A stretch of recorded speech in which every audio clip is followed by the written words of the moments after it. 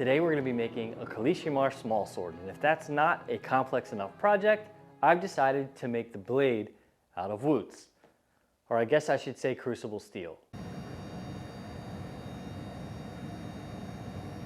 Yes, in our shop, because there's a lengthy debate of what counts as Wootz, what doesn't count as Wootz, we only refer to that Crucible steel that is made in period in the Middle East up until about the 18th, 19th century as Wootz, and everything else we call Crucible steel, especially stuff that's made in modern day. Whether it does have properties of Wootz or not, we made a historical definition rather than definition of kind of chemistry or experiments.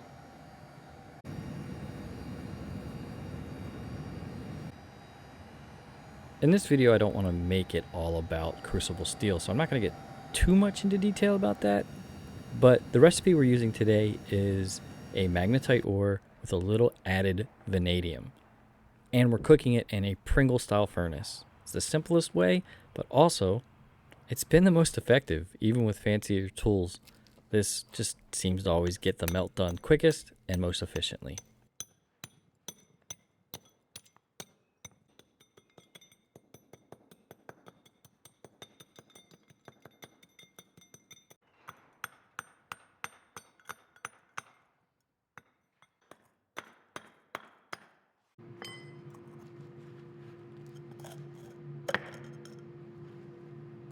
The main reason that I'm making this Colichemarde Smallsword is for it to be my presentation showpiece at Blade Show 2025. And I only have a few weeks to make it. So, just like always, we gotta hurry up and make a masterpiece.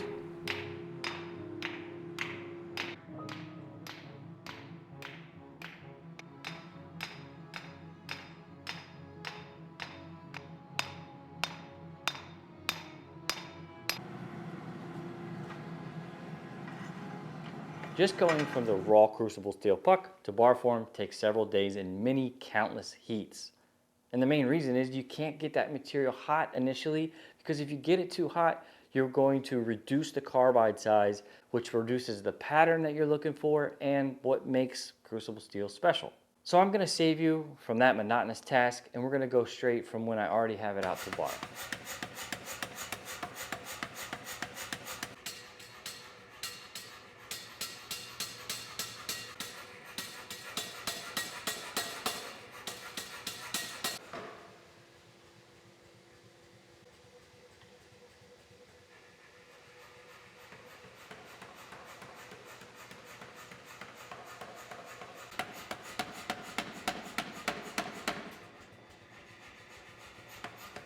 Now that I have the material drawn out into a bar, I want to go over to the grinder and spark test it to see what kind of carbon content it has. You see, if it doesn't have enough carbon, it's not going to get hard, it's not going to make a very good blade, and I'm presenting this at Blade Show, and I simply don't want to be embarrassed. While we're at it, we'll go ahead and etch it and get a quick glimpse of the pattern.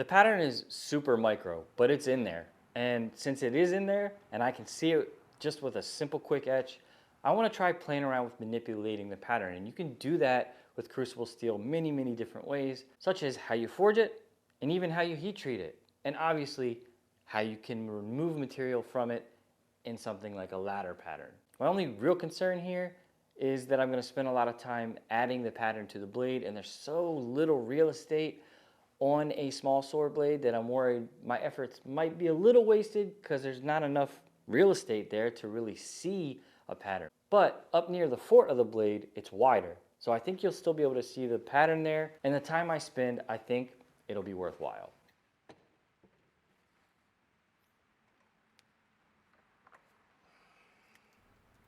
Throughout this project, you're going to see me returning to these narrow wheels many different times to do all kinds of things, like fluting, fullering, and what I'm doing right here, striking in some lines to add a ladder pattern to a piece of bar. I know why I designed these narrow wheels, but I'm excited to get them in your hands to see how they help you propel your craft. So check out the link in the description and get yourself some today.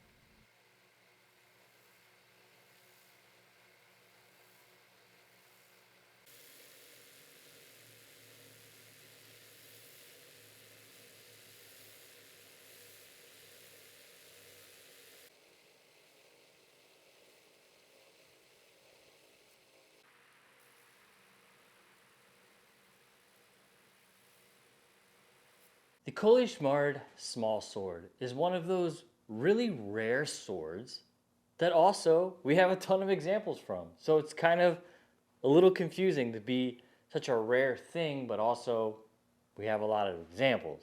And it existed, or I guess I should say it was being made from the late 17th century all the way through the late 18th century. Now, they still exist because they were made and there's a lot of examples still around. However, that was the time period where they were in fashion, as you would say. But we do have a few examples that extend beyond that time period that were remounted in things like sabers and other unique items. And they were, when I say in fashion, they were really used by the high society members. In fact, one of the many swords from one of the most prominent, if not the most prominent Americans of all time, George Washington, was actually a Colichemarde.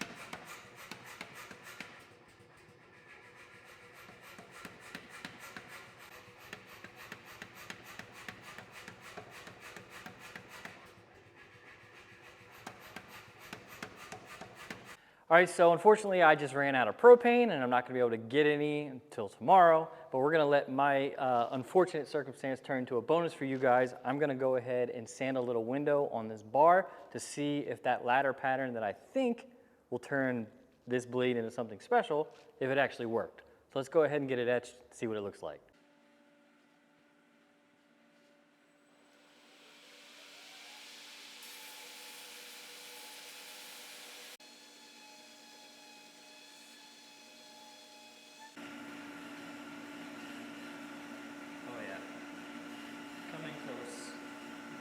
I'm not even gonna have to polish this. Come here. Let me show you something. Hold up. We got stripes.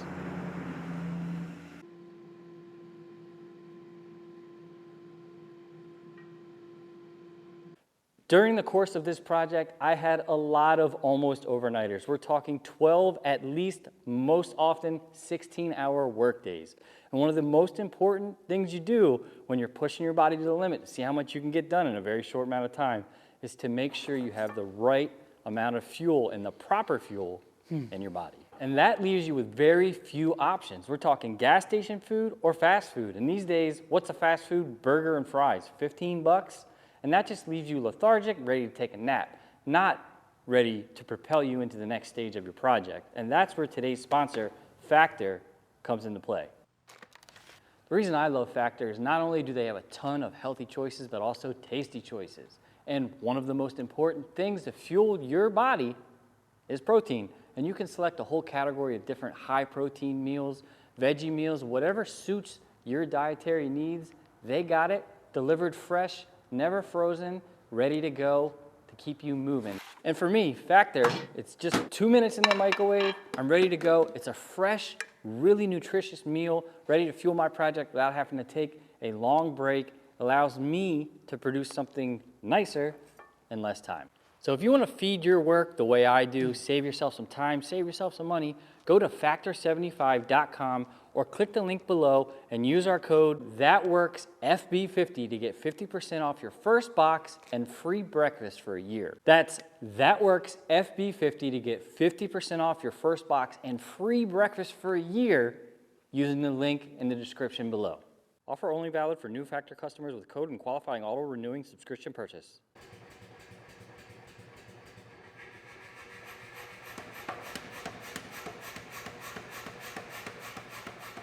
So my plan for forging this blade is to basically just forge out a rapier blank, just a straight bar with a little bit of taper, and then I'll move on to hand beveling just that top quarter section to create the Colichemarde forte area, the wide section that makes it iconic, and that's pretty important.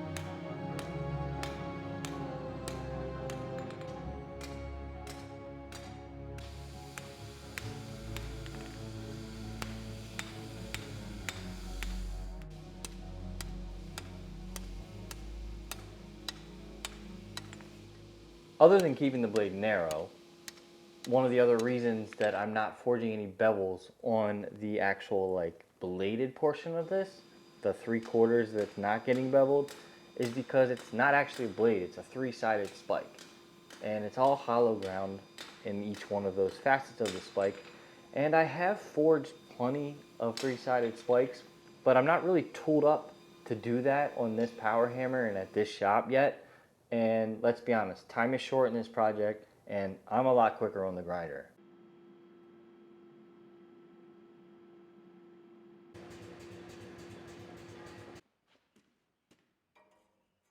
For the heat treat on this blade, I've decided to pretty much heat treat it as is. Do a little profile grinding, a little scuffing of the surface, but basically to heat treat it in flat bar, kind of raw forged form.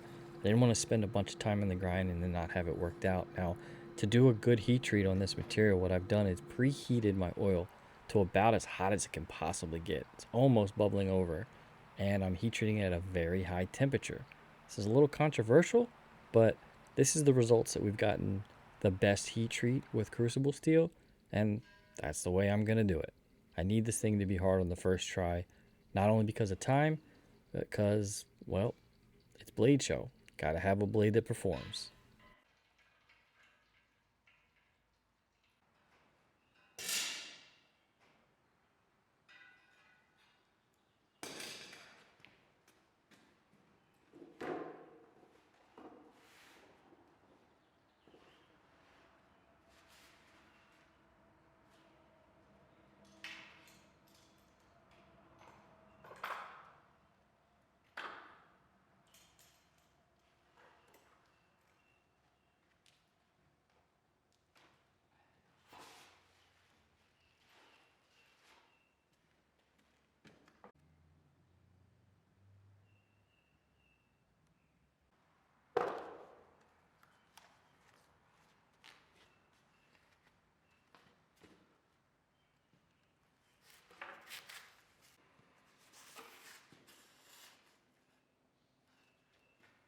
Well, the heat treat turned out great. I didn't want to mention it earlier, but I was actually quite nervous about the heat treat on this blade, and mostly just because of the compound geometries that are within it.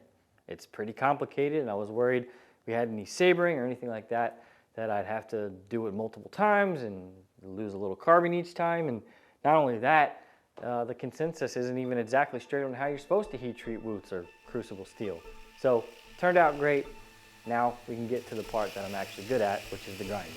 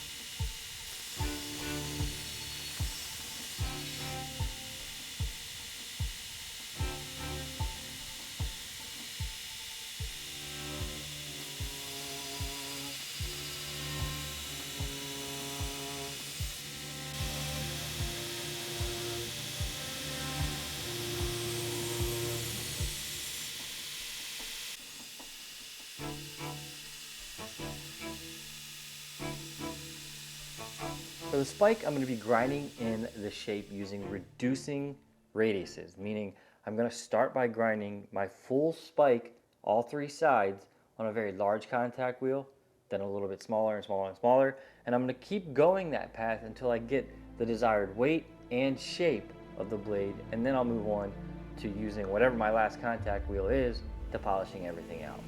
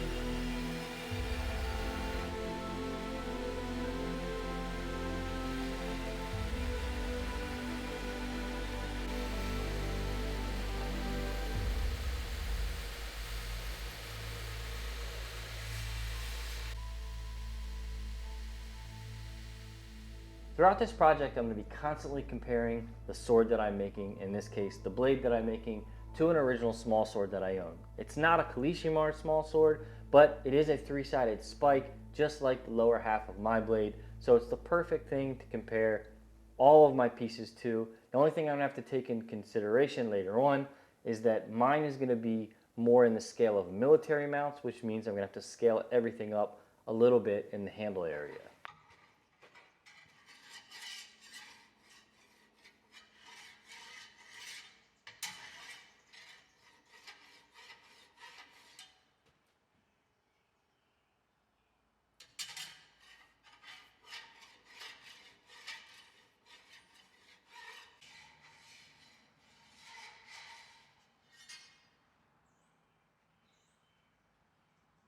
Given the leading theory about what Colichemarde blades were used for is that this ricasso area, known as the forte, existed to be able to block a heavier blade like a saber or a backsword or a basket hilt like you see in Rob Roy, is that this ricasso area would most likely be pretty blunt like a ricasso, but it's actually called a forte, and in a lot of examination of many Colichemarde blades, and the vast majority are actually quite sharp.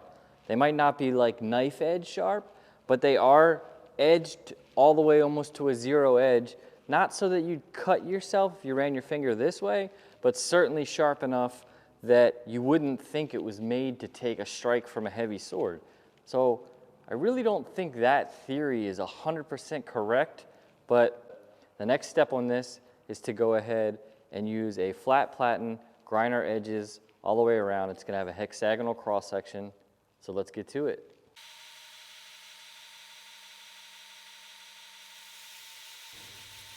This part might seem pretty straightforward, but it's actually kind of tricky because my forte section edge is centered and the spike has it pushed to one side. So I can't just edge align everything up the same. I have to really take my time, just put in those initial edge bevels, make sure everything's in its place, or this blade is going to come out real wonky.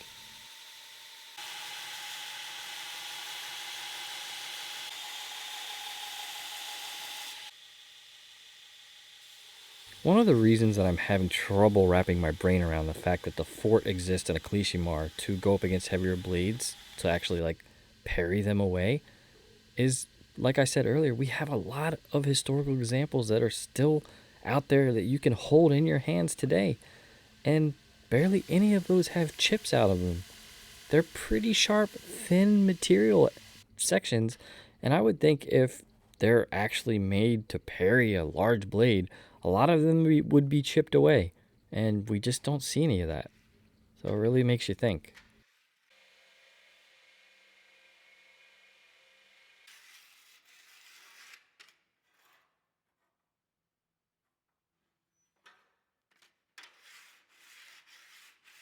Of course, I enjoy complex grinds, and this project is nothing but complex shapes on the blade.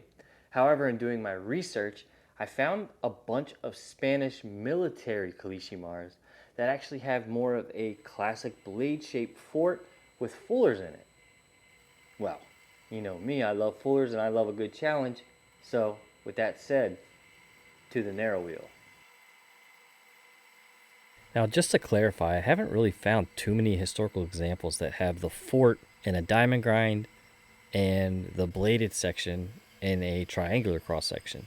Usually when the forte is a diamond grind, the entire blade is also a diamond grind, especially on the Spanish examples. But I just thought this was super cool to try something where the geometries change so much from one part of the blade to the other, and well, I just couldn't resist such a challenge.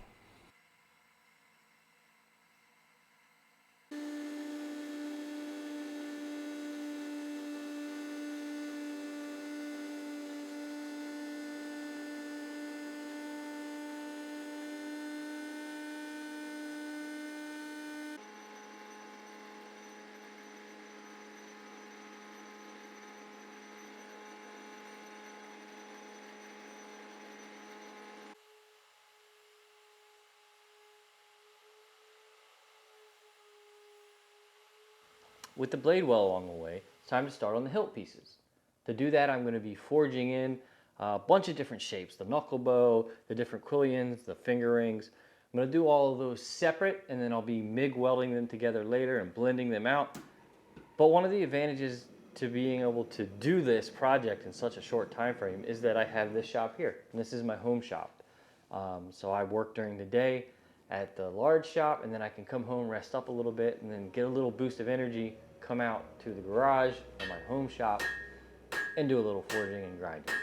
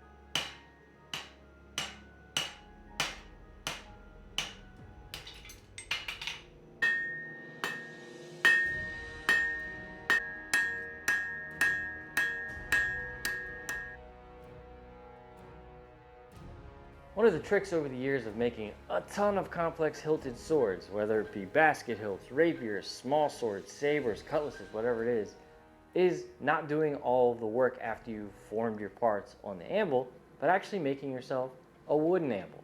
Take a quick 2x4, whatever wood you have laying around, make the shape that you need, clamp it in a vise, and then bend your parts hot around that. That way you don't mar your pieces and mark them up, and then you have to go back to the grinder over and over. This way, after you hot forge them over that wooden anvil, all you have to do is clean that scale off and you're good to go.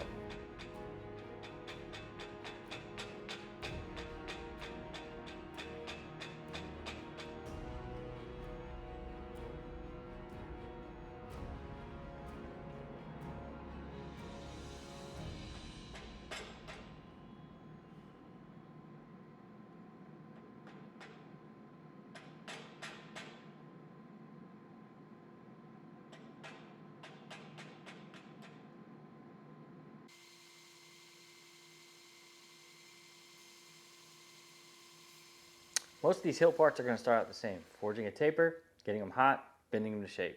However, the scale is super important. For the knuckle bow, I'm scaling them off my hand. Make sure that knuckle bow covers my knuckle, but not too much. You want it kind of tight. And for the finger rings, I'm actually not scaling those off my fingers at all, because you can see on this original, most small swords have finger rings that are too small to even get your fingers through. And even if you can get your fingers through, we have examples from fighting treatises that straight up tell you that's not how you hold them. You hold small swords with a pinch grip, and to explain that more, here's Ilya.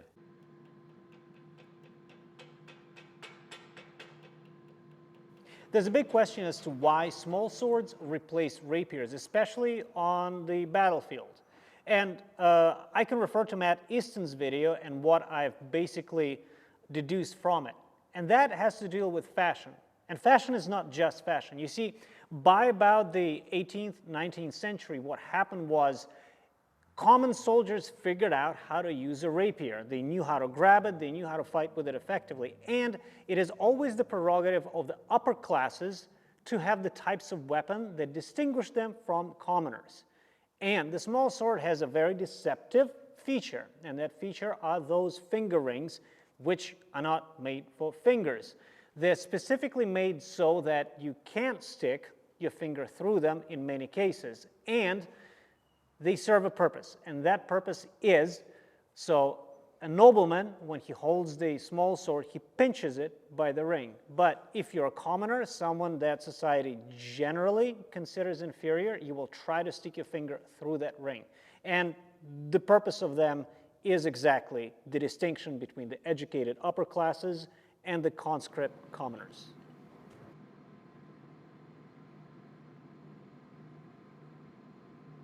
One thing I like to do is anneal, aka soften all the steel parts on a complex hilted guard before I weld them together.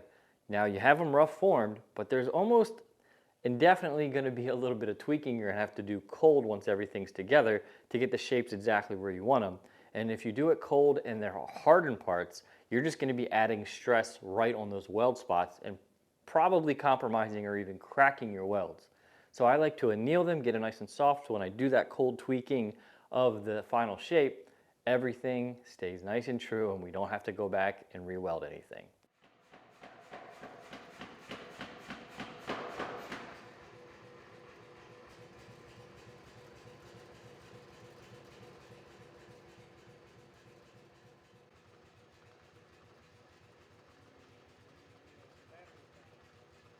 With hilt pieces now existing, it's time to make the quillion block. Not only does everything attach to that, but that's how the guard actually attaches to the blade itself.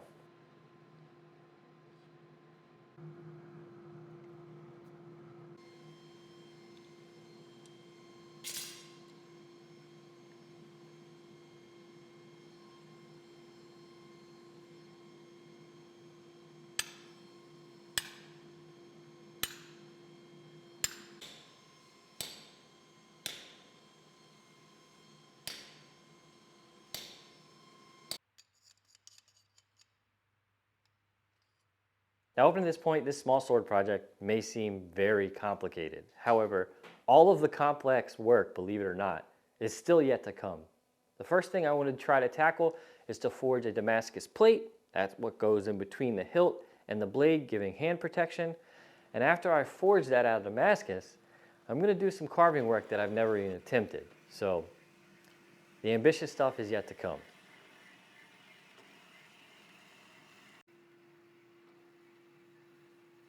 The piece of Damascus that I'm using for the plate comes from a billet that Ilya actually forged, and we use it for specifically this, making hilt parts. It has nickel-bearing mild steel, which allows us to have Damascus with high contrast without the high carbon content.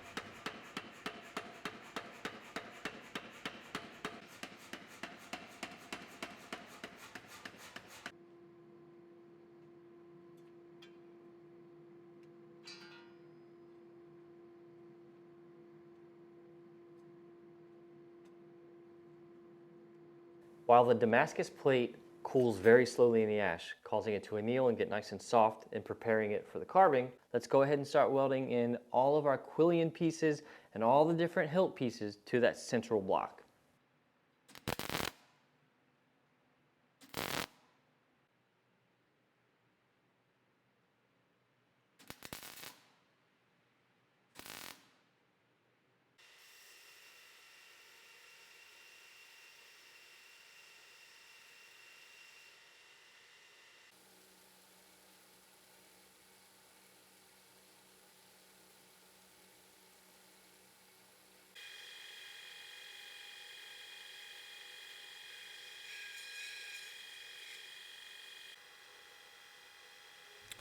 One of the unifying details in just about all of my custom pieces, whether it's a bladed item or a tool, is something called roping.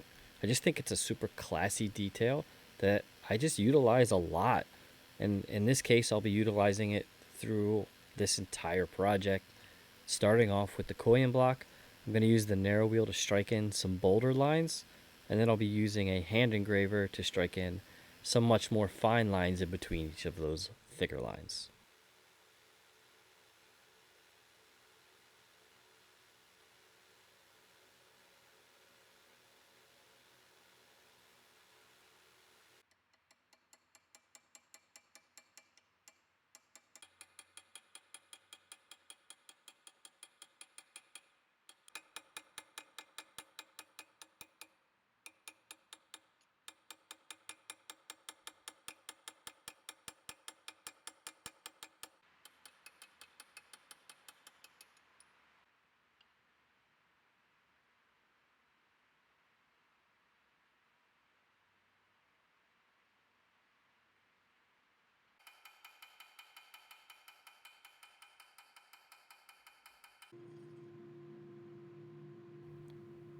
All right, with most of our parts now together, we can kind of get our first rough idea of what this thing's going to look like and compare it to our original. One thing I kind of forgot about is that back coin or the back curl. So we're going to go ahead and forge that, and then we can go ahead and start assembling.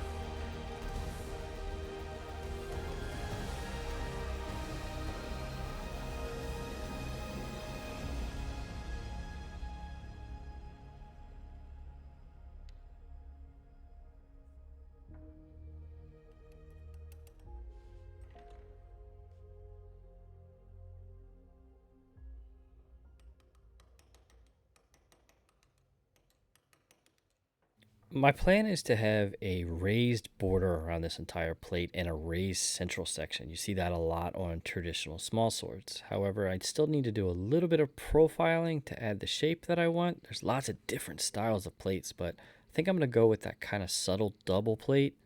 And to do that, I'm going to go straight to the narrow wheel, of course.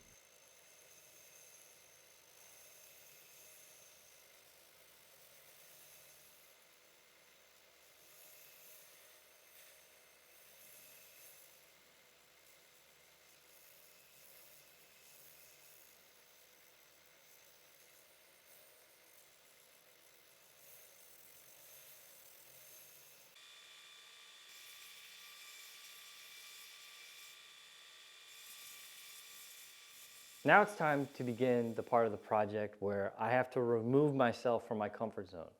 And although I might be a little nervous, I believe that it is really healthy for a craftsman not to just stay in their zone, but to explore things they're not good at to gain some growth in their actual craft.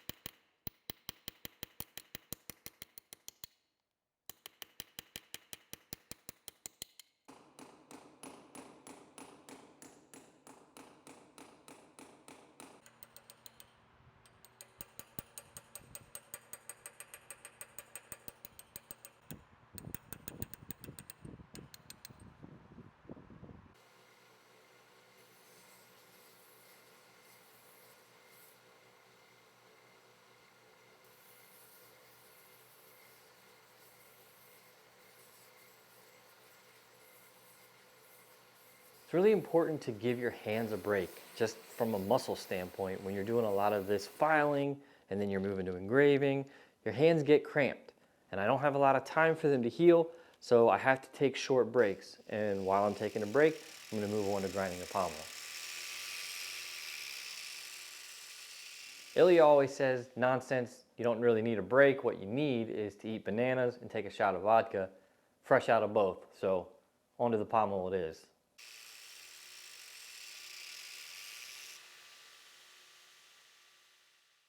All right, so I got my pattern laid out, at least on one side of the small sword plate. Now, what I'm going to attempt to do, I should be more confident. What I'm going to do is carve in a basket weave pattern into this plate. It's going to involve piercing a bunch of holes, then filing them square, then some actual carving to do the weave, the over and under weave, and then some engraving to put the shadows of the weave in.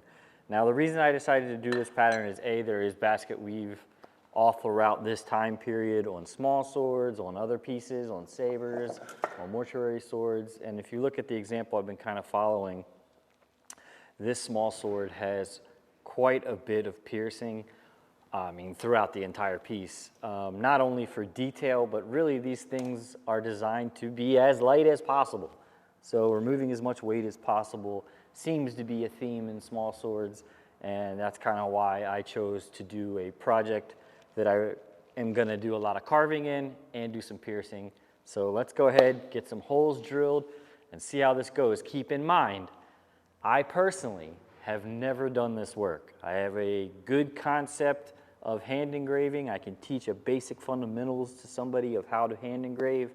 I have a good idea of chasing and repoussé, basically hammer and chisel work in general. I have all the fundamentals, but I've never actually done the work to this degree. So this is going to be quite a challenge. I think I'm up for it. There's only one thing left to do. Give it a try. Keep in mind also, I'm 3 days out before I leave to go to Blade Show, and I don't have anything made. So this, there is no option of failure. This has to work.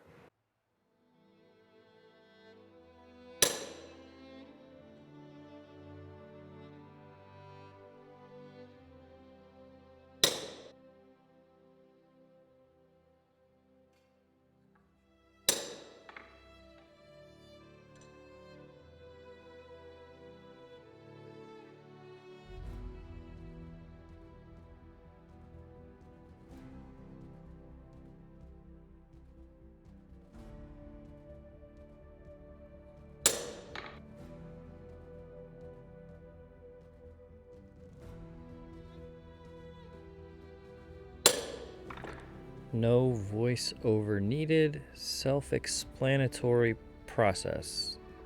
Oh, was I supposed to read that?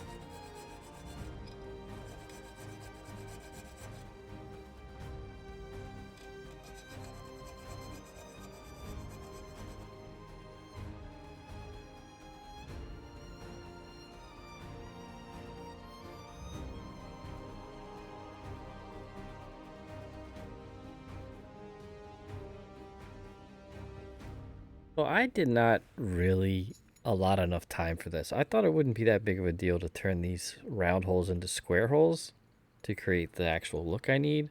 But man, I thought it would be about an hour or two, and it's been pretty much a full day. If I had really anticipated that, I probably would have used a drift and actually forged them square.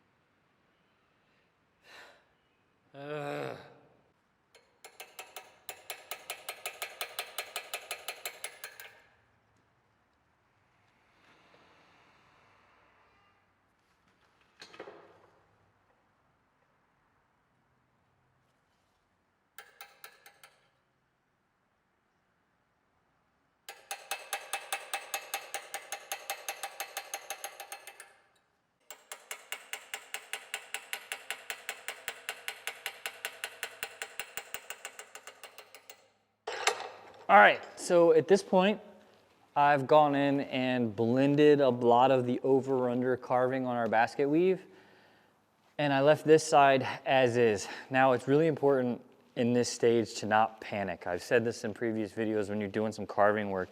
Don't panic. The middle stage is gonna look absolutely sloppy, and to be honest, one of the reasons I didn't really record any of the blending on here is because I was a little bit panicked. I was kind of starting to doubt things, but it is starting to look really nice.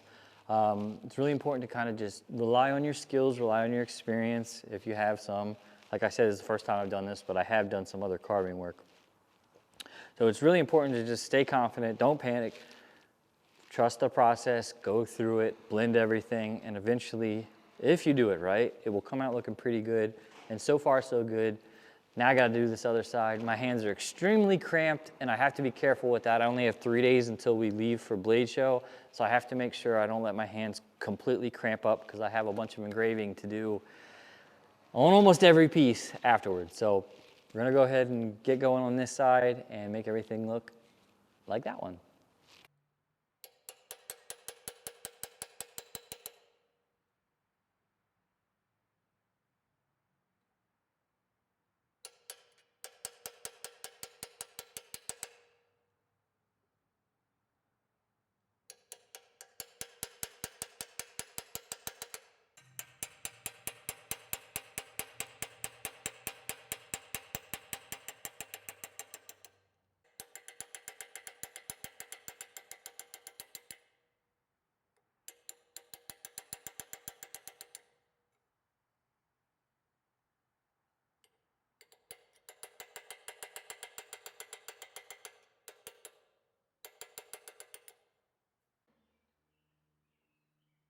One of those pro tips that I picked up from Ilya a while back was after you use a sharp engraving chisel to cut your lines in and remove the material that you need gone and out of the way, you come back in with a polished chasing chisel with a polished surface, and you kind of push the material around to crisp up your lines and really make everything look much more presentable without having to go in and sand all that much.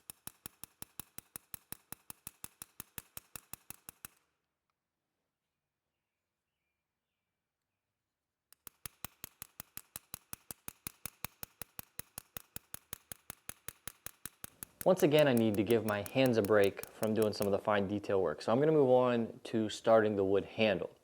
Now, the handles on small swords are some of my favorite parts, and there's tons of variations, but almost all of them have some form of a wire wrapped handle, and that's exactly my plan.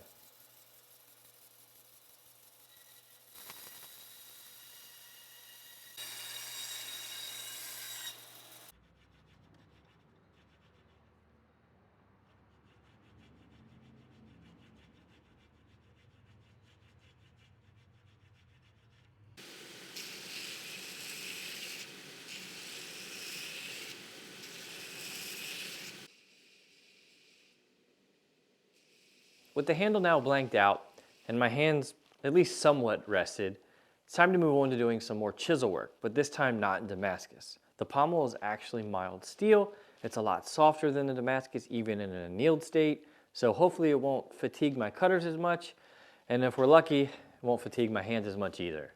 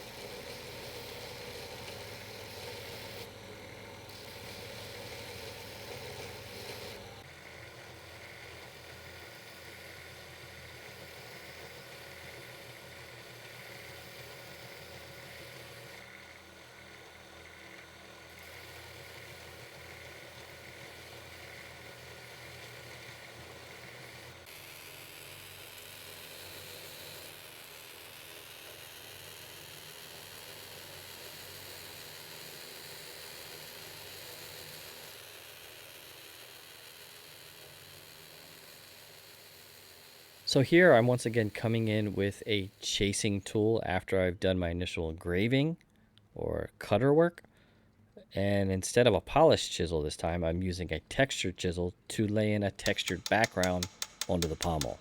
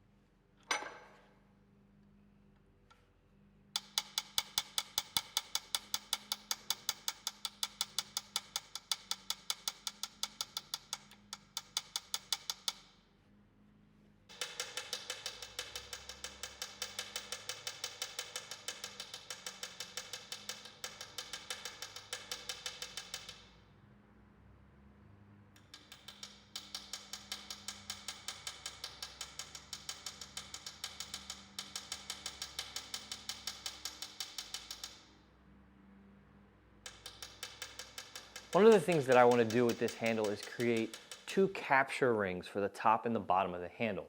This not only allows me to have a point to tuck the wire in and then kind of hide those terminations, but also allows me to create something beautiful onto the handle. And small sword handles are often very elegant, ornate. They always have some sort of termination. And for me, in just about any project, small sword, long sword, knife, whatever it is, I really like to have some sort of termination on just about every part, but most certainly the handle.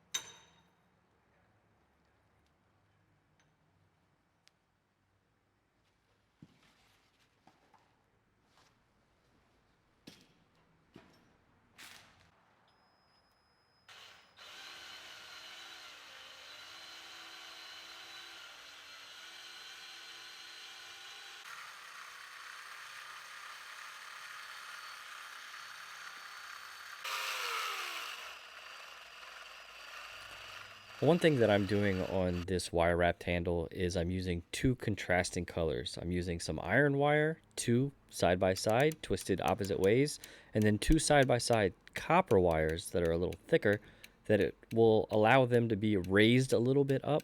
And not only does it add a fluted look to your handle, but also improves the grip.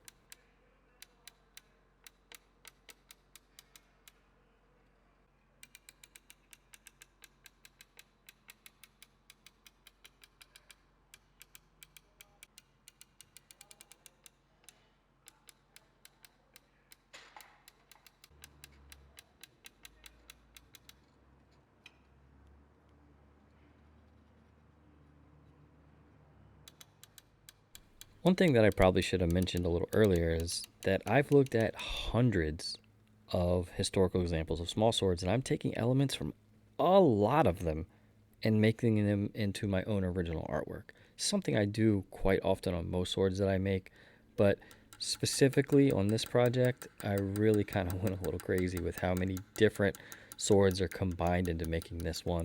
These rings are just an example that I saw on, I believe, an Italian version, probably early 1700s, and I really liked it. Wanted to give it a try, and I think it added a lot to the handle overall.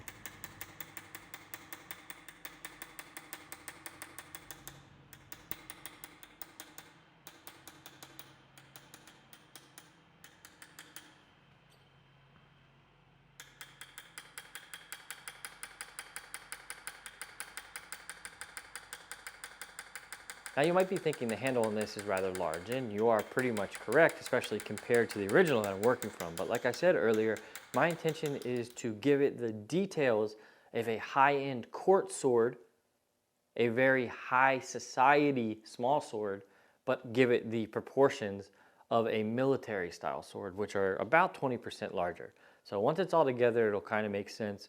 But yes, it is a lot larger than the original, and that was done very much so on purpose. Alright, the plate is pretty well blended, but I'm about to do something that you guys might think is crazy, and that is to heat treat it. And the main reason I'm doing that is because when I etch it, I want it to have more contrast. To save some of that surface finish, I'm going to apply a little paraffin wax just to kind of cover it and try to prevent as much scale as possible so I don't spend even more time polishing it. But here we go.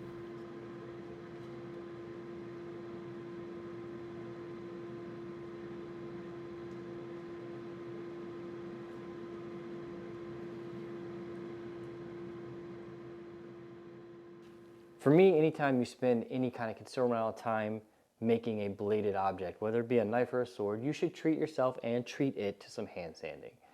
There's something about transforming something that was all made on machines to putting some handwork, even in the very final touches, that just changes it. Seems like it adds a little soul to it.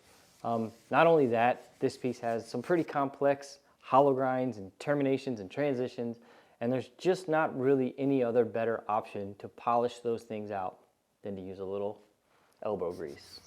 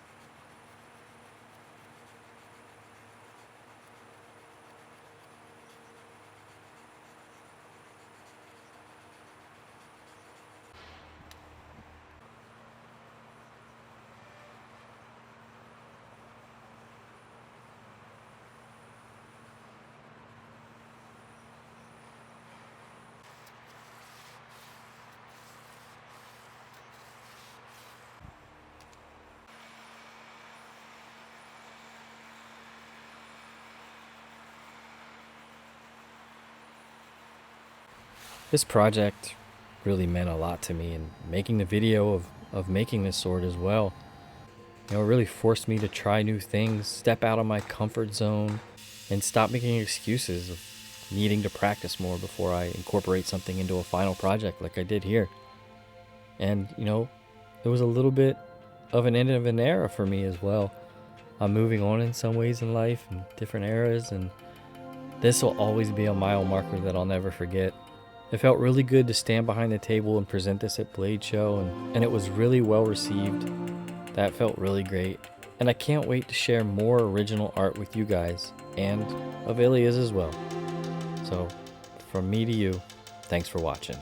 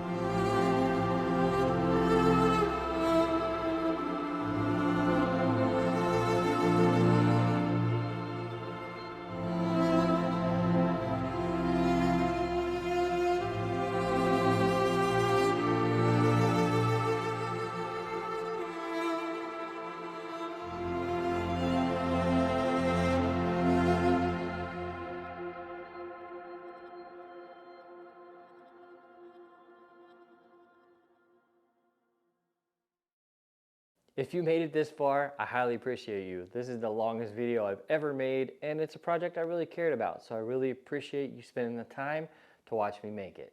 Now be sure to check out the link in the description for Factor. Those meals are actually super delicious.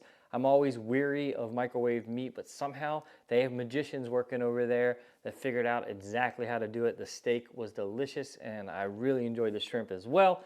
Be sure to check them out. Not only are they the sponsor of today's video, but also they help fuel the craft that we love to do. So be sure to check them out today. And I just realized that I never addressed my theory on why Colichemarde blades actually came into existence. I guess we'll have to do that in the next video. And speaking of the next video, if you enjoyed this one, you gotta check out this killer build right here. Don't miss it.